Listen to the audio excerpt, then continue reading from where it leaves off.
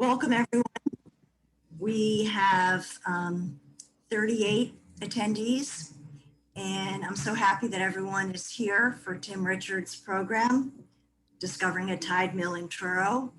We're going to continue to let attendees come in for the next couple of minutes, and we'll try to begin this webinar right around 5 o'clock.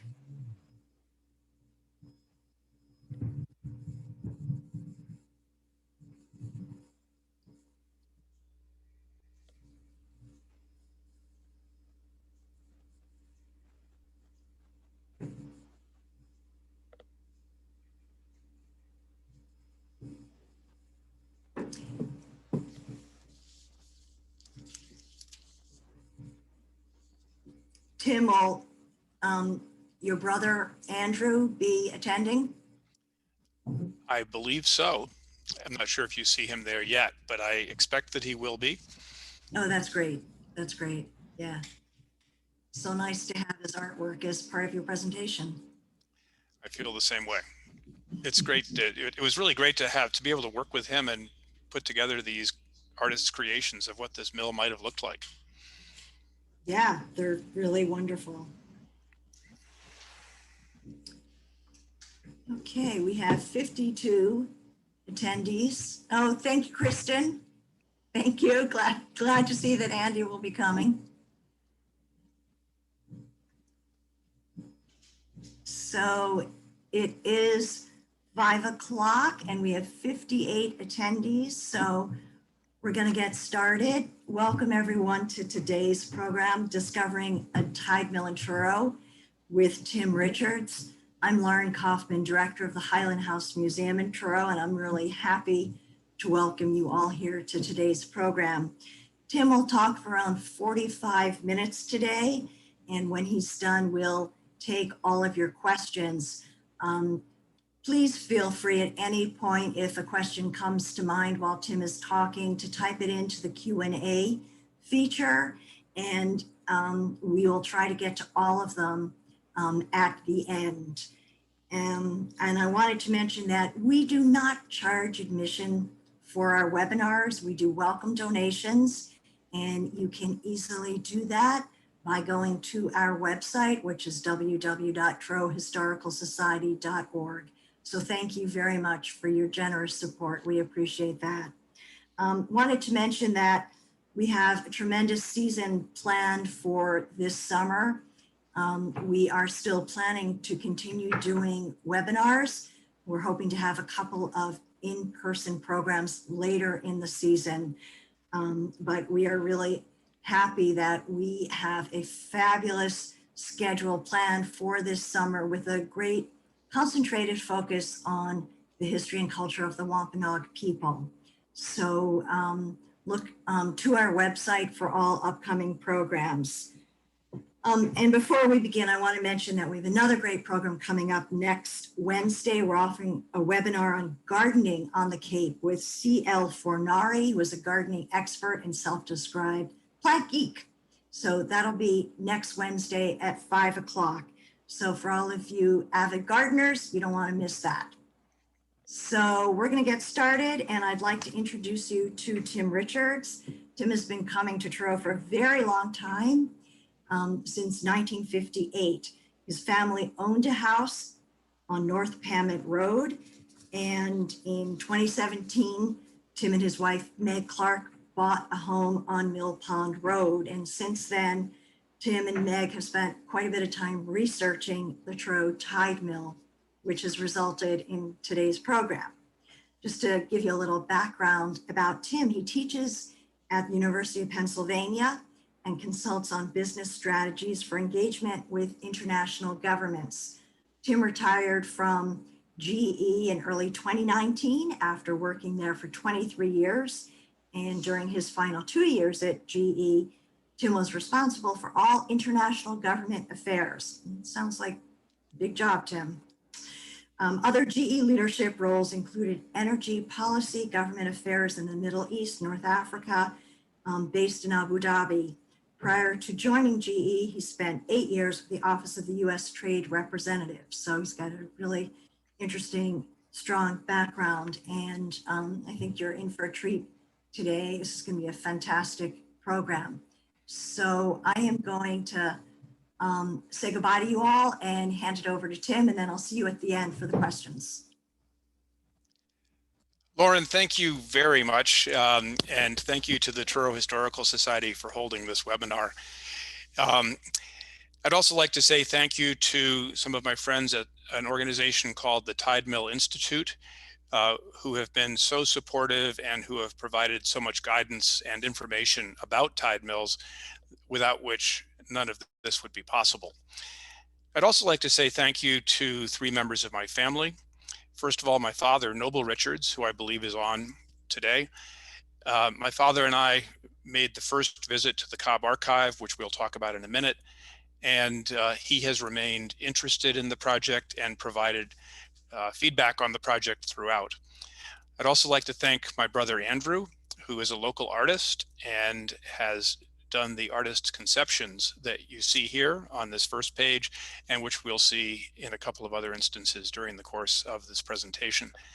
And finally, my wife Meg, who has been part of all of this from the very beginning and has been a tremendous inspiration and has had ideas about how we should go about doing this research, and has gotten her hands dirty, literally working on cataloging stones that may or may not have been part of this tide mill.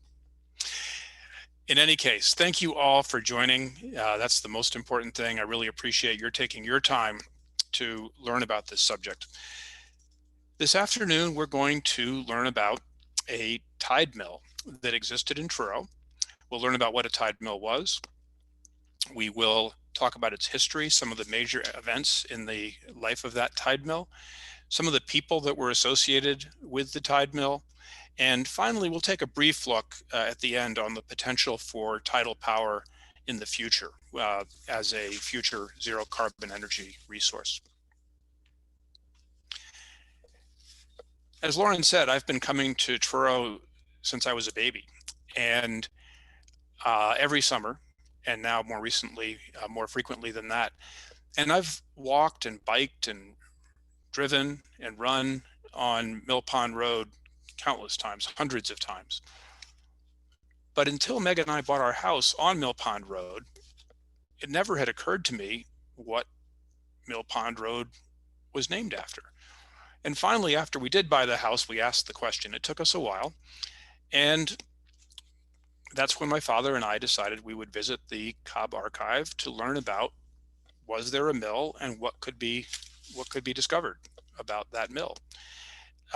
So we did that during the week after Thanksgiving in 2018.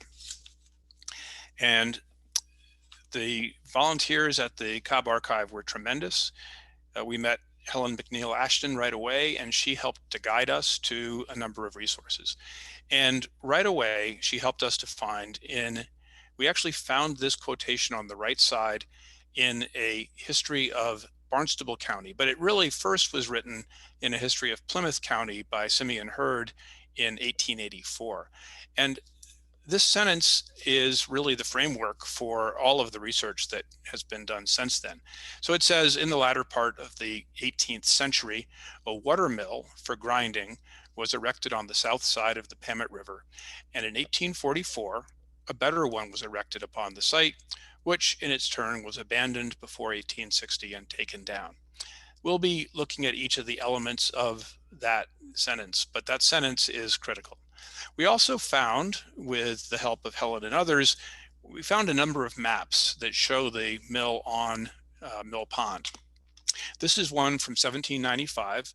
You can see here, this is the entrance to the Pamet River at that time up toward Corn Hill, the main body of the river flowing to the east there. And then over here to the south of the Pamet, you can read Mill Pond. And you can't read, but if one has a magnifying glass and the original of this map, this word is definitely mill. And this word is probably either west or maybe water. But in any case, here in 1795, we have documentation that in fact there was a mill here on Mill Pond Road. And so lesson one from all of this exercise is notice the obvious. If a road is called Mill Pond Road, if a pond is called Mill Pond, there's a very high likelihood that there was, in fact, a mill there. To give you more perspective on where the mill was located, here's a Google satellite photograph of the area. And you can see here's Pamet Harbor, here's the pier, the yacht club. Looks like somebody's having a wedding because there's a tent there. This is the railroad bed. And then coming over here, we have Mill Pond Road running toward Depot Road to give you some sense of where we are. In terms of nomenclature, I'm going to call this Mill Pond. That's what it was originally called. It is actually the pond that was created by damming Mill Creek. And this is Mill Creek. Frequently today, people really refer to the whole area as Mill Pond, but for our purposes, this is Mill Pond, this is Mill Creek. You can see the sinewy creek bed right there that is actually quite visible at low tide. Now, based on an 1858 map, there was an 1858 map that shows houses which are still in the same locations. And so I was able to take that map, overlay it onto this Google Earth photograph. Here are some of these houses. There's one over here.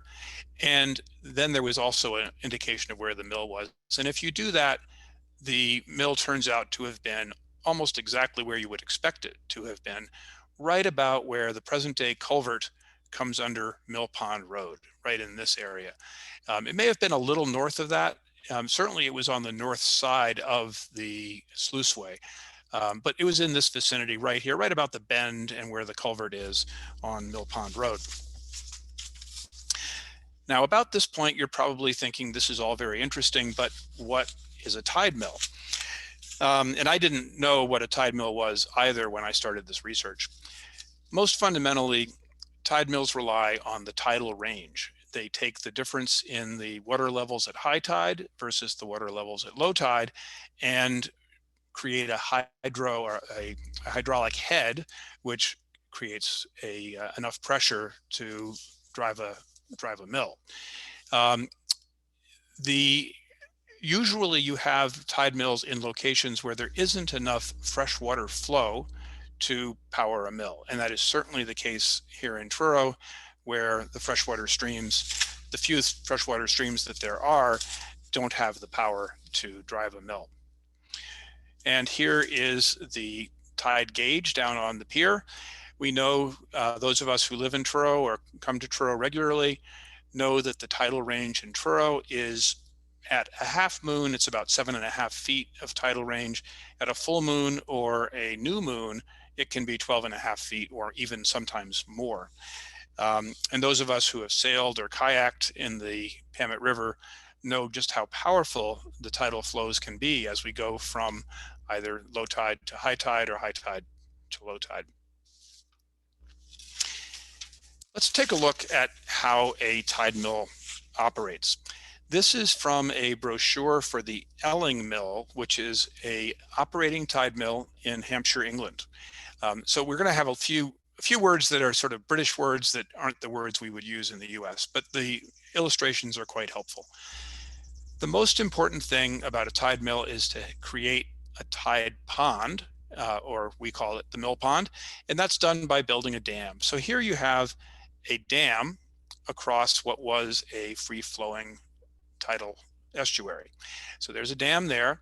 The next thing that you need is you need to let the water come through the dam into your tide pond. And so you need what they call sea hatches. In the US, we might call them tide gates. In either case, the water can flow through those tide gates into the pond. The next thing you need is a sluiceway where you can control the release of water onto a water wheel. And the water wheel then spins and turns either grindstones or sawmill saws or other milling equipment. So that's the start. Let's go now to high tide. So the water's been flowing in down here as the tide is rising. At high tide, the water levels are the same on both sides of the dam. We could call this the bay side, this is the pond side. And the tide has risen to that high tide level. At that point, the miller closes the sea hatches, and now the water in the pond is retained in the pond, and the tide starts to go out. We'll go down to the lower right now. Now the tide begins to fall, and at the point where the miller feels that there's enough of a difference in the height between the water that's behind the dam and the water that is receding on the bay side, then the miller begins to release water through the sluiceway to turn the water wheel to grind grain. This usually would happen in a place like Truro. This probably took about 3 hours after high tide, so that you would get a differential of somewhere between maybe a maximum of 6 feet, 6.5 feet, and a minimum of around 4 feet, 3.5 to 4 feet of differential between these two heights. And that's how a tide mill operates. Now,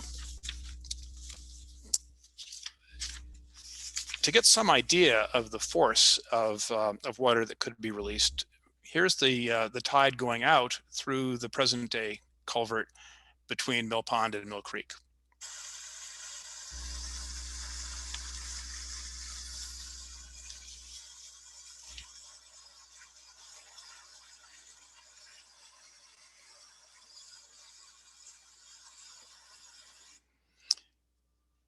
To me, it sometimes sounds like an aircraft engine. It's incredibly powerful. And we have to remember that this power that we just saw is achieved without holding the water back at all today. The only thing holding the water back is the fact that there's a constriction with a 33-inch pipe instead of free flow. But imagine how much more power you could get if you not only had this, but you also had a 3 to 6 foot drop of the water before it started its journey. Whoops, sorry. Grist mills were incredibly important to colonial era towns. The ability to apply wind power or tidal power to convert grains into flour was something which greatly reduced the human labor required for that critical task. And this value was recognized by towns. There's a Provincetown Advocate article from 1977 that gives a sense of the importance of mills. It talks about the fact that the miller and the mill were so important to the towns that they were exempt from taxes, and the miller was also exempt from serving in the militia, and he was exempt from serving in public office. So there were real perks associated with operating a mill, and towns competed to obtain the services of really top quality millers and get investment in mills. The earliest grist mills in Truro were windmills, and the one that you see here was built by Thomas Paine. It was actually built in Plymouth in 1680, and this is now the mill that's in Eastham, and you see it from Route 6.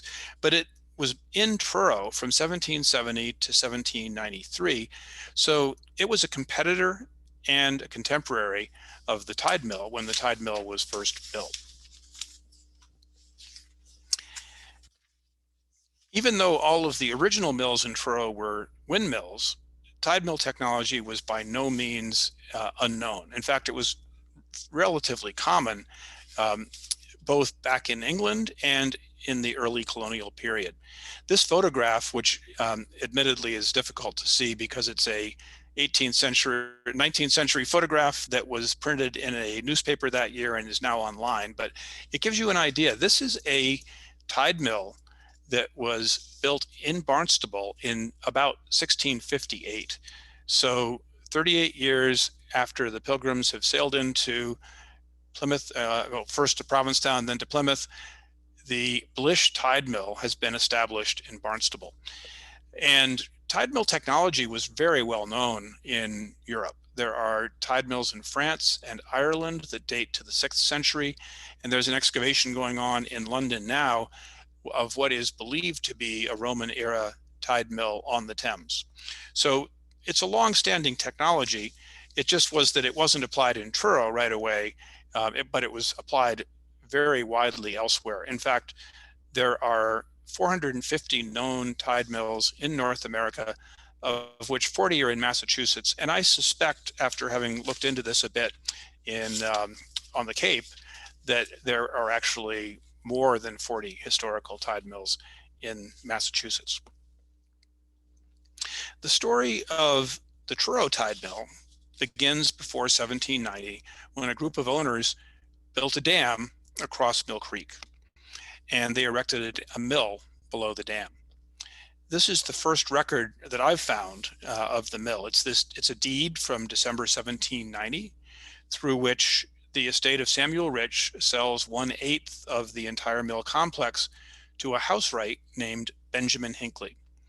There's reason to believe that Hinckley was already an owner, because ultimately members of his family, owned by the 1860s, owned about a quarter of the mill pond, and the dam. So it's quite likely that Hinckley himself was already an owner. Um, in any case, the deed makes clear some of the things that were in that earlier history of Plymouth County entry.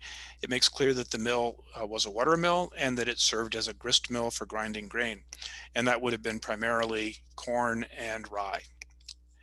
The deed also gives us a value for the entire tide mill complex. 24 pounds and 6 shillings for 1/8 of the complex. If you convert that into $1790 and you multiply it by 8 to get the entire mill, it's $850 approximately. And to give you an idea of what that means, this tide mill was sold in the same year as a house and a barn in Orleans with 3 acres. That house and barn with 3 acres sold for under $200 when converted to dollars. So the tide mill was worth more than 4 times the value of that house and a barn. And there's also a sale of a windmill in Wellfleet in 1801 and 1802 to a man named Matthias Ryder. And the tide mill is also worth 4 times as much as that Wellfleet windmill. Now, we should note that the land itself, the marshland on which the tide mill was built, is quite valuable. And that's mainly, I think, because they could produce salt hay in that marshland. There are a number of records of sales of land in the vicinity to give us this value. But even if you take the remaining value of that tide mill, it's still 2.5 times more than the Wellfleet windmill. There are a few important reasons for that. Most importantly, the windmills at that time and throughout the 19th century really could not operate with less than 15 miles per hour of wind. If I look out my window right now, there's probably less than 5 miles per hour worth of wind. And as those of you who come to Truro know, especially during the summer months, there can be many days when the wind does not reach 15 miles an hour, or only reaches that for a little period. The tide mill, by contrast, was both highly predictable and highly reliable. You knew that twice a day there would be a high tide and a low tide, and that you could operate the mill for 11 to 12 hours per day.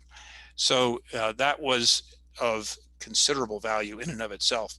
In terms of cost of production, windmills had a much lower upfront cost. They didn't have to acquire all the land and build a dam, etc.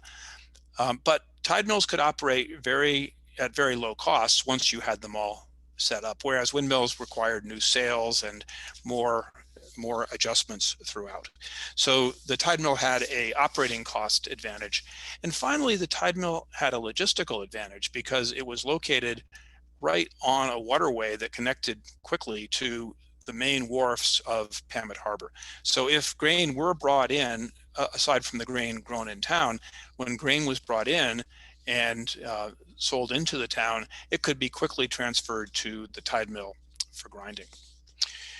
So by enlisting the power of the tides to grind flour in Truro, Samuel Rich and Benjamin Hinckley and the other owners enjoyed more than just those perks and tax benefits and accolades. They also had created a really valuable business that was meeting the needs of the town. We don't have a contemporary picture of the tide mill. One thing we know for sure, though, is that from 1790 to 1844, it had a vertical wheel. As if we look at this 1841 map, it has this almost whimsical drawing of a water wheel with the bottom of that water wheel is right there in the sluiceway, and showing us clearly that this was a mill with an external vertical wheel. There's also a couple of references in deeds that make reference to a straight line toward the water mill, the wheel on the water mill. And so we know also the alignment of the mill, but and that's further evidence that it was a vertical wheel. Vertical wheels on tide mills like the one in Truro would almost certainly be what was called an undershot wheel, meaning that if we look at this illustration, here's the water flowing in on the sluiceway. It drops down and it strikes these blades at the bottom and turns the wheel in a clockwise direction in this case. And you can see that that turns an axle, it's geared, and it sends via a shaft, it turns the grinding stones up here. And this is a hopper through which the grain is introduced into the grinding stones. So that's how this would have worked. It would be what we call an undershot wheel operating this mill. And here is Andrew's depiction of what the mill might have looked like in the early 1800s. This is based on what we know about this mill and also what other mills that still survive in the area looked like.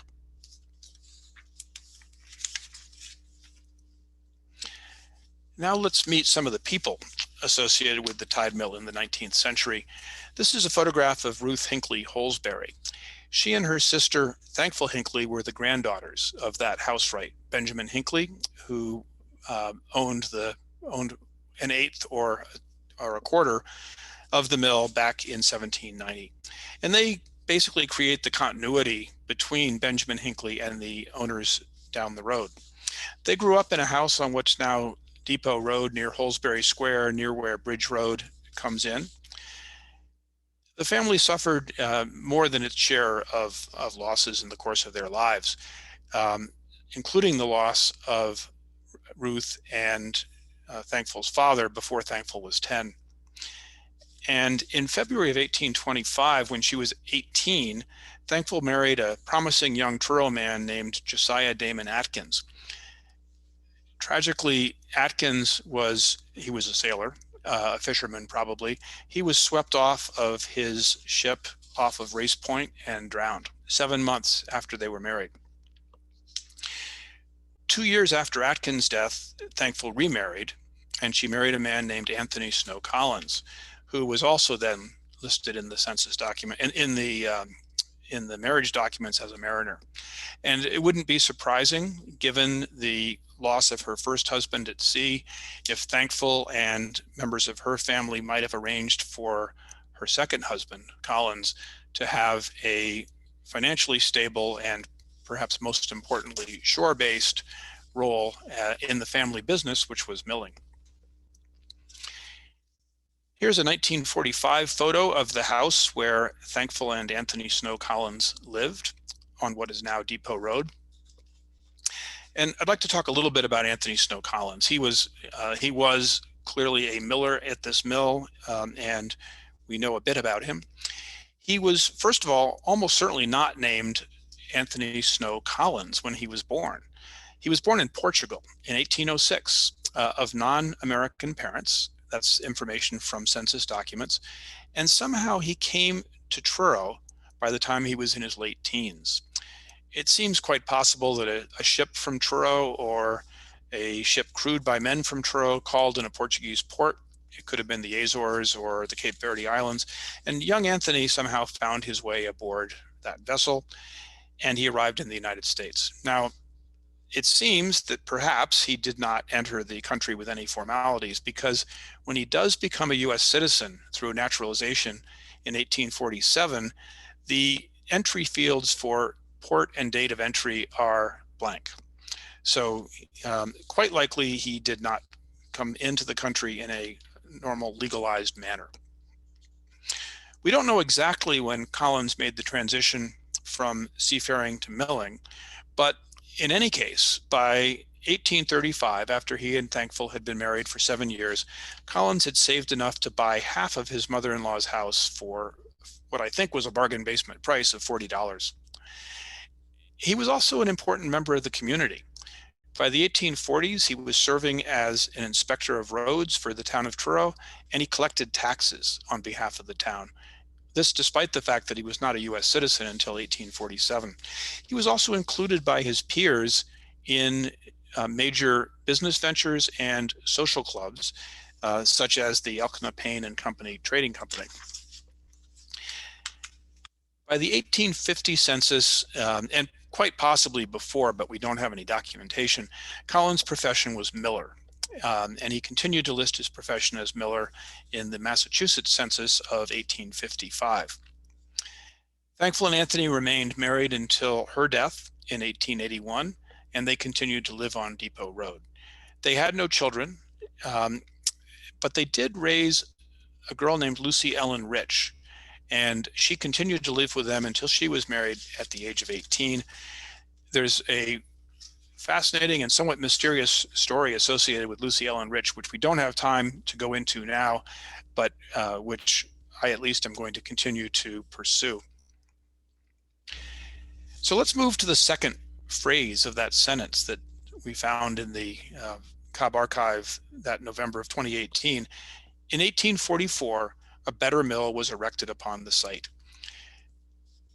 To understand the context of that development, Truro was in a boom period between the late 1830s and through the 1840s. In 1830, it's hard to imagine actually what our current harbor looked like in 1836.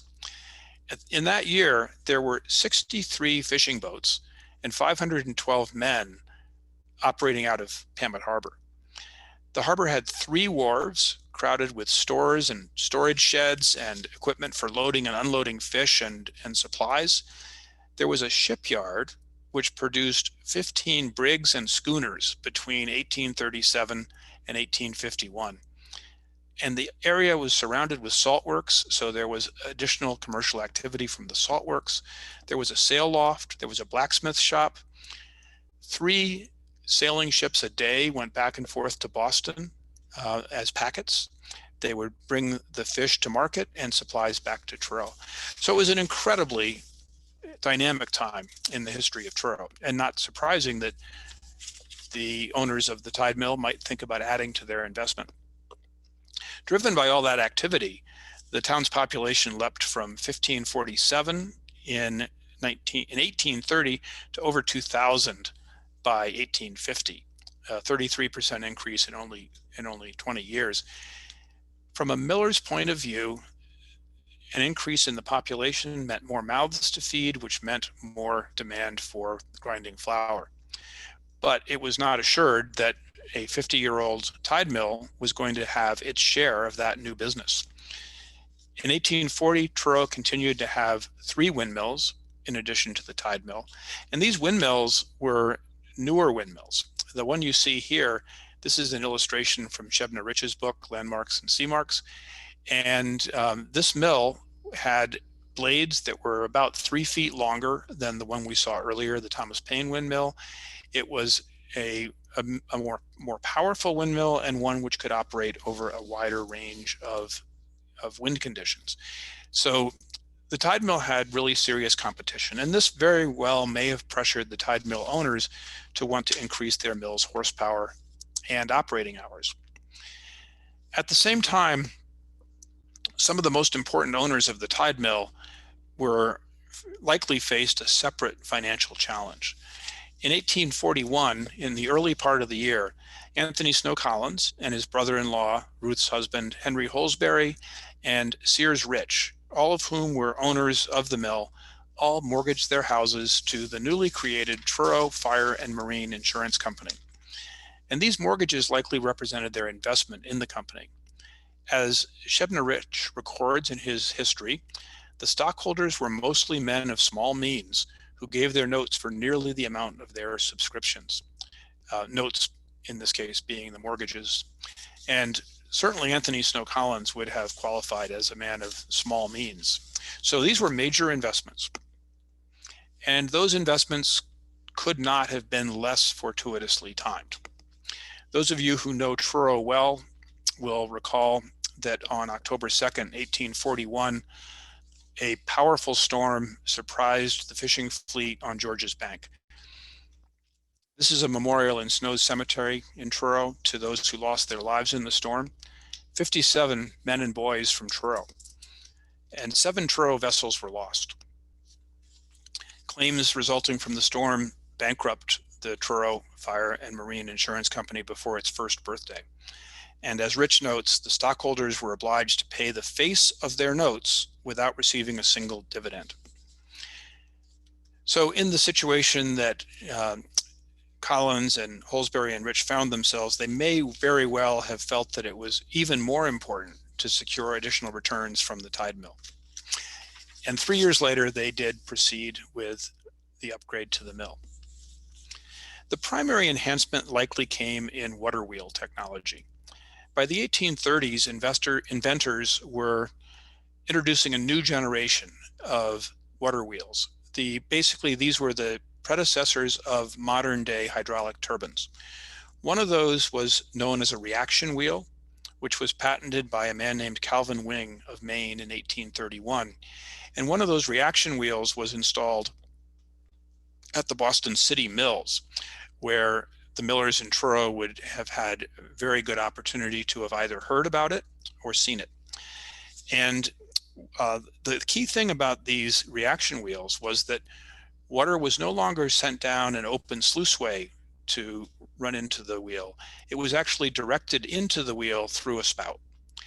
And here we see a quotation from a deed of sale of a piece of the mill pond in 1864. And it refers to a spout through the dike, which is a pretty strong indication that they had shifted over to the other type of technology, the newer type of technology. We also see in this particular illustration, this deed required the owner to maintain a ditch 4 feet wide and 2 feet deep leading to the spout and the dike. And this is Mill Pond today. Very possibly this is the same ditch that was being maintained by the owners to lead water into that spout. There's another reason to believe that the new mill involved a new wheel, like the reaction wheel, and that's a case of the Sherlock Holmes, the dog that didn't bark. After 1844, I did not see any deeds that make reference to an external wheel on the mill. I'd like to first preface this chart by saying that it's only an estimate, and also say a special thank you to Bob Gordon, who is a professor emeritus of Yale University in geophysics, and who has been kind enough to work with me on doing some estimates of the power output from the mill. The important thing here is that if this change was to a reaction wheel, the reaction wheel has 2 big advantages over the old undershot wheel. First of all, the reaction wheel is about twice as efficient, meaning it takes the potential power of all that water flowing through it and doubles the amount of power output from it. And the other thing it does is it operates even when submerged. So at least for a period when submerged, these reaction wheels could operate, whereas the undershot wheels could not. So we go in terms of efficiency, we improve that, and we improve the number of hours per day. And the net result is that this is what the old 1790 undershot wheel could achieve, a range of maybe 100 to 200 kilowatt hours. And the new mill with that reaction wheel could have achieved something more in the range of 200 to 350. So a substantial improvement. But all of this improvement came at a cost. The reaction wheel, according to Bob Gordon's research, sold to the Boston City Mills for $450. So that alone is more than half of the cost of the entire mill in the beginning, or at least the value of the entire mill in the beginning. And that doesn't include modifications to the dam and the mill. So the owners who had already lost thousands of dollars together in the Truro Fire and Marine Insurance situation now had doubled down on their investment into the Tide Mill. And here is another drawing by Andrew Richards of what the mill would have looked like when it had a reaction wheel instead of the undershot wheel. So you see there's no external wheel, a smaller point of output, and otherwise you can't see too much in terms of the change in the technology, because the reaction wheel sat directly below the mill and the shaft went directly up from the reaction wheel to the millstones, perhaps with a couple of gears to adjust it, to adjust the rate of speed. Now, there was another situation in the 1840s. The water wheel was not the only upgrade to the mill. The mill also had a legal situation which required improvement. And that was that the original owners had built the dam across Mill Creek without Commonwealth authorization. Town authorities and the proprietors lived with this for 50 years. It may have been something like the Chinese proverb that the mountains are high and the emperor is far away, or in this case, the bay is wide and the Commonwealth authorities are far away. But something changed and something prompted a decision to address the issue. It might have been that the proprietors had just invested additional funds into this mill and they wanted to be secure against possible legal challenge. It might have been that this man, Alan Hinckley, who is not a close relative of Benjamin Hinckley, who was a representative of the Cape Cod area and was a Truro resident. He was a representative in the Massachusetts legislature. He may have wanted to bring his town into compliance with state law. And finally, maybe the town of Truro wanted to build Mill Pond Road on top of the dam, but they couldn't do so with a illegal structure. In any case, Hinckley petitioned the Massachusetts legislature to authorize the continuation of the operation. And in 1847, the legislature did exactly that.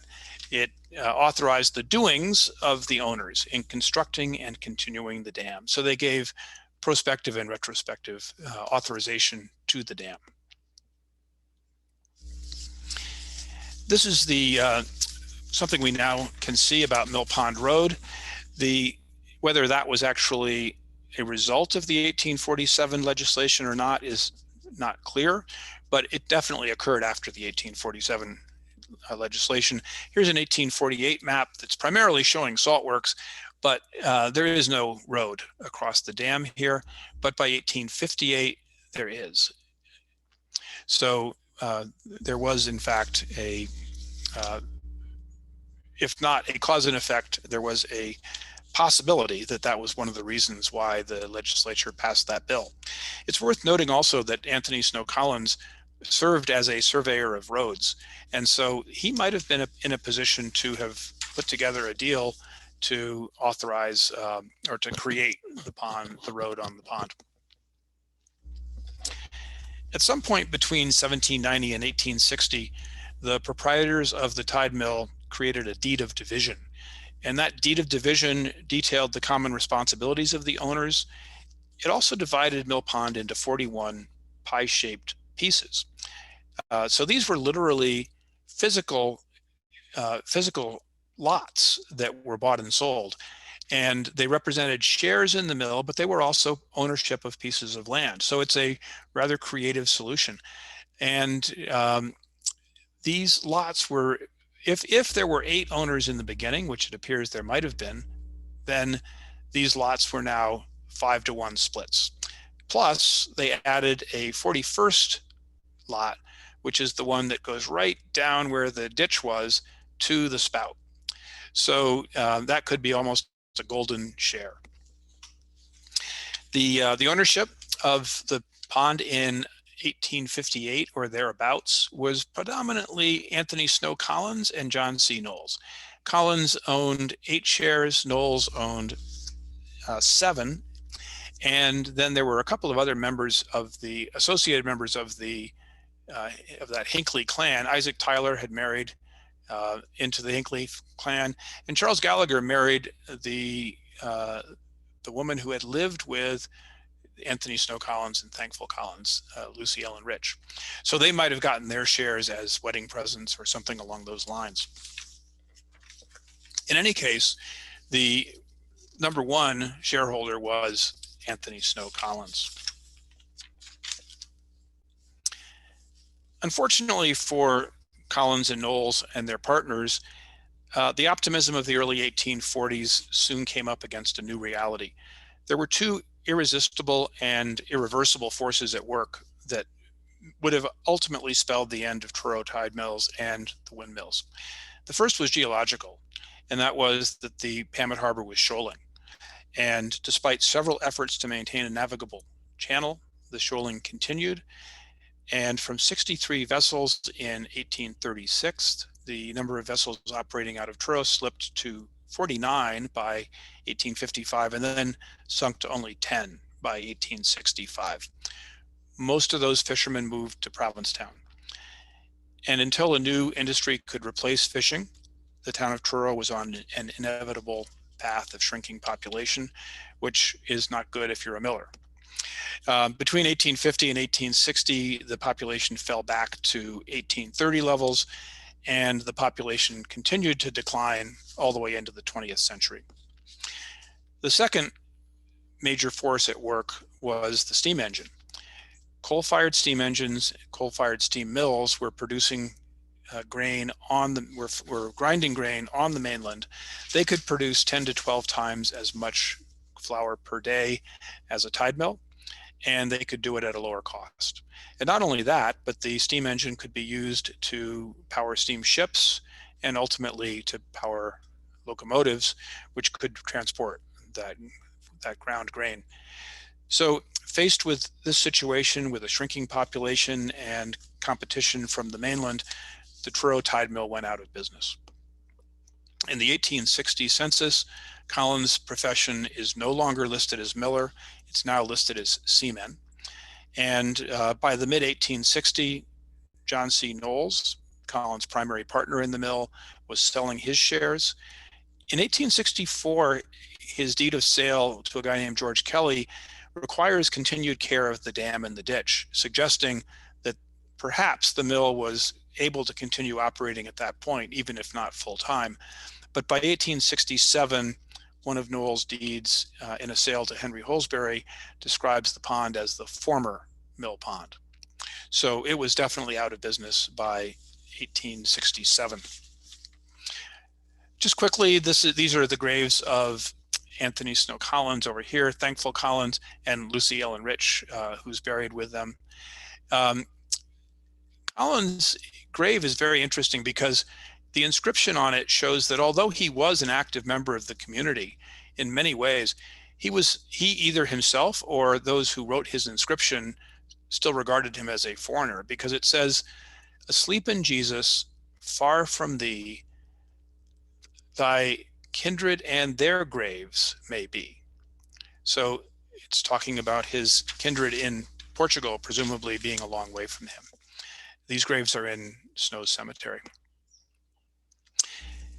The mill remained standing for several years.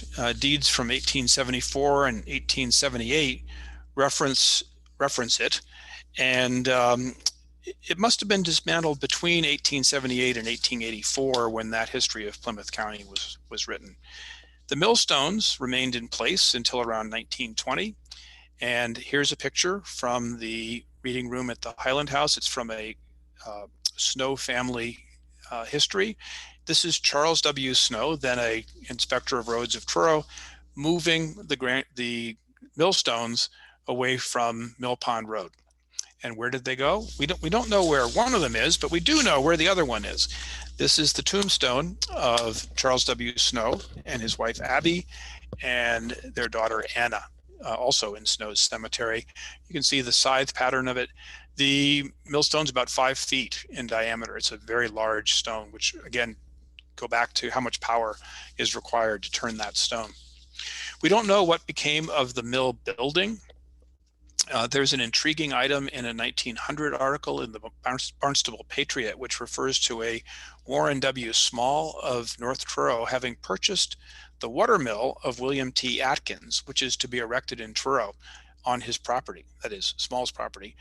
It's possible that that was the same windmill or tide mill, but there's no reason to believe it necessarily was. In any case, it's almost certain that the Tide Mill would have been reused. And so if anyone has any idea of a building in Truro that might be the Tide Mill, I would love to hear about that. Those of you who have walked along Mill Pond Road where it intersects with Depot Road might have seen a pile of stones, and we don't know, but it is possible, just given their location and a couple of anecdotal stories, it's possible that these were in fact either foundation stones and or sluiceway stones from the Tide Mill. And Meg and I and our neighbors, Linda and Phil Herman, have actually gone through and measured and cataloged them so that we have something to work with if we can determine that they are in fact associated with the mill. And again, another request, anyone who is a geologist who might be able to help us with understanding what these stones were, we would love to hear from you as well. We have a tremendous opportunity coming up in terms of archaeology because there is a mill pond restoration project which is going to restore tidal flows into Mill Pond and try to return Mill Pond to a tidal situation which is roughly what it would have been about the time that the original dam was built there. This image is from a 2012 study of the pond. Further work is going on right now to prepare for this project. And assuming that that would involve an excavation of the culvert area, that's exactly where the mill once was. So there's an opportunity to incorporate an archaeological component into the restoration project. Finally, let's talk about the future and the potential for tidal energy in the future. The publication you see here in the center is from the International Renewable Energy Agency. It is a 2014 study that catalogs existing projects, planned projects, and technologies for tidal energy, and it's very optimistic about the potential for tidal energy. Tidal energy never really totally went away. This lower left here is a project in a place called La Rance in France. And the Laurence project is a tidal power project. It's 240 megawatts. It's based on a dam across this tidal estuary. There's a couple of issues with dams. One is that they obviously inhibit navigation. They also sometimes have been known to cause sedimentation issues. And there are also frequently fisheries issues as well. But this facility has operated since 1966. It's fully depreciated, so it's producing very reasonably priced electricity. The newer projects are being developed in two locations primarily. One, and this picture in the upper left is of a new test project, is in the Bay of Fundy. And this is in a place called Grand Passage where currents are about 10 knots. The other place, and we'll come back to this one, is in the Orkney Islands off of Scotland, where there's a European Center for Ocean Energy Research. This particular project in the Bay of Fundy involves a company called Sustainable Marine Energy. And this particular platform can have a number of these propellers that could take it from 60 or 70 kilowatts up to about 420 kilowatts. If we come around here to the lower right, this is a project that has just been deployed in the Orkney Islands. It is currently producing 2 megawatts of electricity, so it's 4 times more than the one up there in the Bay of Fundy, and it is supplying that electricity into the grid in the Orkney Islands. So this is a very real technology. The total potential of tidal energy is huge. The US Department of Energy estimates that if only 5% of US resources in the tidal area were utilized, that would account for 1.1 million homes of electricity. So there's huge potential. The biggest issue right now, beyond the technical challenges of operating in a harsh marine environment, the biggest challenge is to bring the price down, the cost per kilowatt hour. And these new modular technologies where you could anchor a series of these types of units, similar to what is done in a modern wind farm, could be the way that one produces electricity at a lower cost. And it doesn't require the construction of a dam. So there's a lot of optimism about some of these technologies and what it could mean for the future. And with that, let's close with a sunset on Mill Pond Road on top of the dam. This is what Anthony Snow Collins might have soaked in after a day of milling and before walking down Depot Road for supper with Thankful and Lucy Ellen. And speaking of thankful, I am deeply thankful to all of you for your attention and would be very glad to take any questions or discuss any points in more detail. Thank you. Thank you so much, Tim. That was fabulous. I am going to pose a question to you that was emailed to me a couple weeks ago from Alan Barstow from UPenn, and his question is, were there any tide mills in the 1800s that worked on both incoming and outgoing tides? Yes, there were a few, but not very many. But first of all, in some of the modern ones, they almost all are working in both directions. So it makes sense if you can do it to work in both directions. But in the 1800s, the one in Truro almost certainly did not. And that's because you have to hold back the water and then release it when the tide has gone out on the other side. And you can't do that in both directions. So they only would have done one direction. But I said there are some. There were essentially floating mills that had wheels on both sides, and they could operate just like these newer technologies that we just looked at.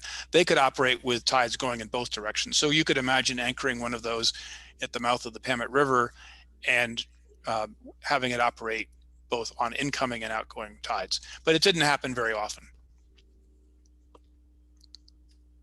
Okay, we've got a question from Sarah Richards, who wants to know, why do you think solar and wind power have taken off so much more than tidal as a renewable energy source?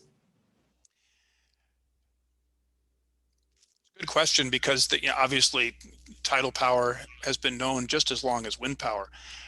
The big thing is tidal power has to operate in a harsh marine environment. We've also shifted, in the 17th and 18th and 19th centuries, we were dealing with mechanical power. It wasn't electricity. Now those units have to generate electricity, and if you're offshore, you have to be able to transfer that power back onto shore. So there's a hostile, really tough, corrosive environment, not to mention the wave conditions, etc. And then there are those issues with competition with fisheries. Sedimentation if you're thinking of putting a dam in, and ultimately there hasn't been enough scale yet, but I think the potential is there. The tidal power industry can learn from things like offshore drilling and offshore wind farms, which are also just beginning to take off, and I think there is potential to really see some major changes in the coming 10 years or so. Great. Question from Ron Fickner. Were tide mills ever used to generate electricity? Well, the new ones we talked about are, but back in the period we were talking about, not that I know of. Generate that really, I mean, maybe at the very end of the 19th century, but I just don't know the answer to that. Okay. From Mike Miller, does the house you showed us where Anthony and Thankful live still exist? Yes. Yeah, it's 41 Depot Road. It still exists. It's there. Okay. Tim, are you aware of any other tide mills on the Outer Cape?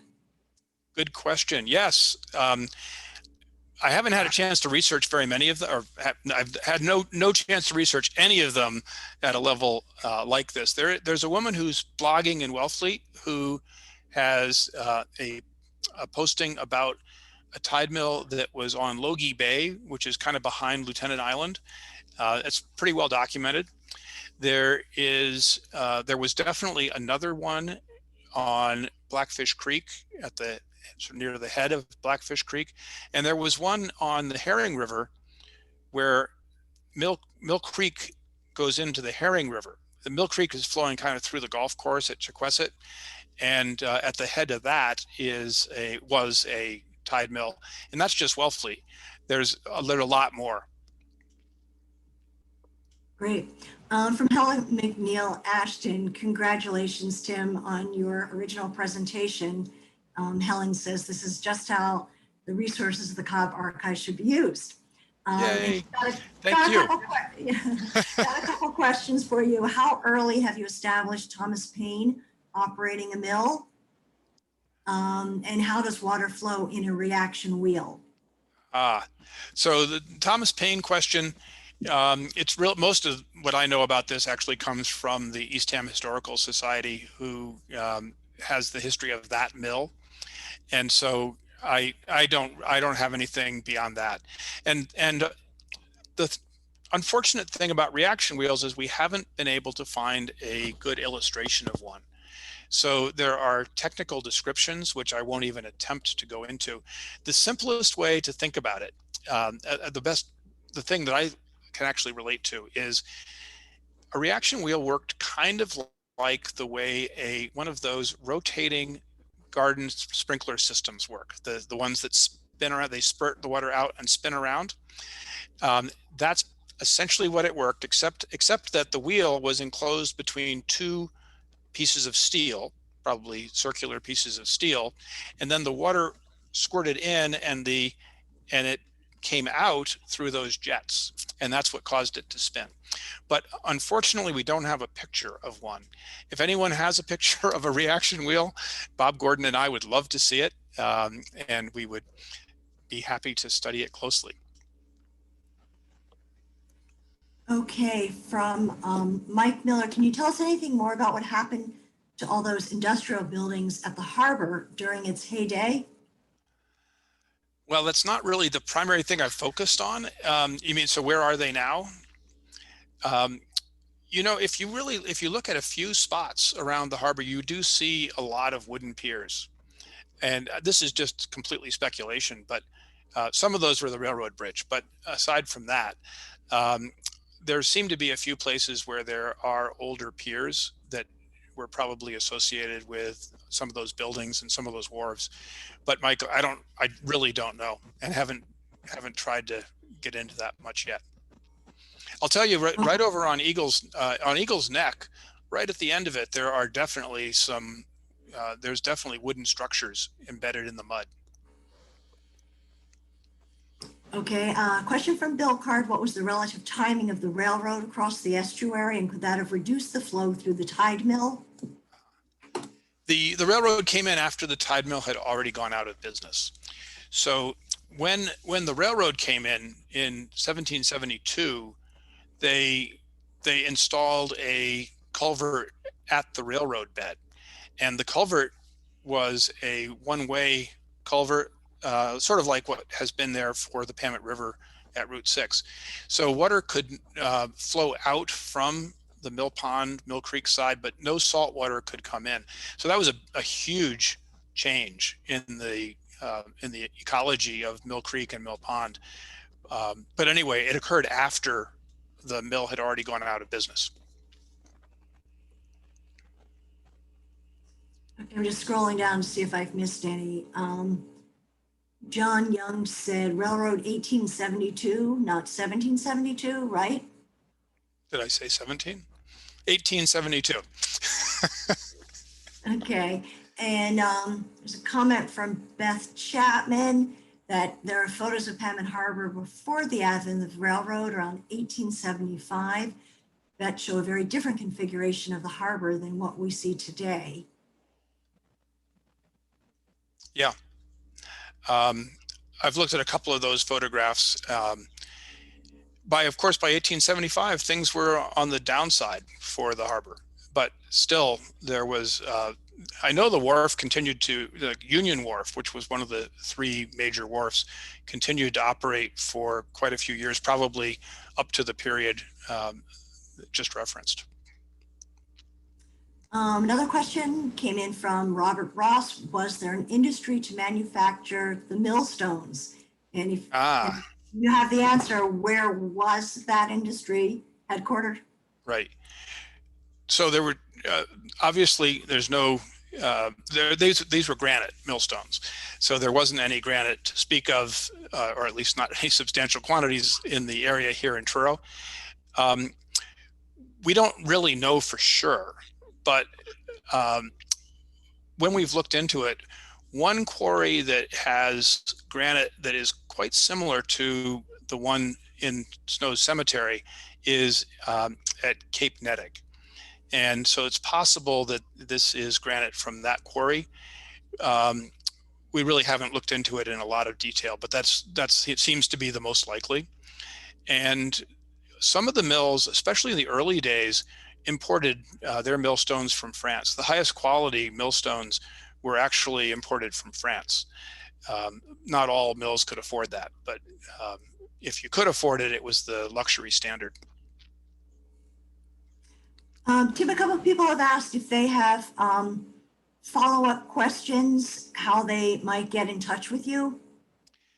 You can send me an email at timjrichards57@gmail.com. timjrichards57@gmail.com. Great. And a number of just very sweet, positive comments. Jean O'Neill says, thank you. This is terrific and informative. Bill Card says, thank you. Fascinating. And we've gotten a number of just people who are very pleased. Beth Chapman said, unbelievable. You answered many questions about Mill Pond that I've had. Your research is impressive. So tremendous thank you to Tim. I'm going to do. Thank you. Thank you, Tricia Ford and Marilyn Damon. We got a comment from Margaret Milne who said, wonderful presentation. She lives in Quincy and Summers in Eastham. So it was interesting for her to hear about the Tide Mill in Truro. And she mentions that Quincy has one as well. Yes. Yeah, we've visited it. It's in pretty good condition. All right, so I think we've gotten to everyone's questions. Thank you, Tim. This was a wonderful, wonderful program. And thank you to all of the attendees who've come to Tim's program. Look forward to seeing you all at some of our upcoming programs this summer. And as I mentioned earlier on, for any of you who might have missed the introduction, we have a program on Cape Cod gardening, same time next Wednesday with CL Fornari, who's a gardening expert and self-described plant geek. So I hope to see some of you again next week. Thanks again, Tim. Fabulous, fabulous program. Thank you. Thank you, Lauren. Okay, have a great night. Bye-bye.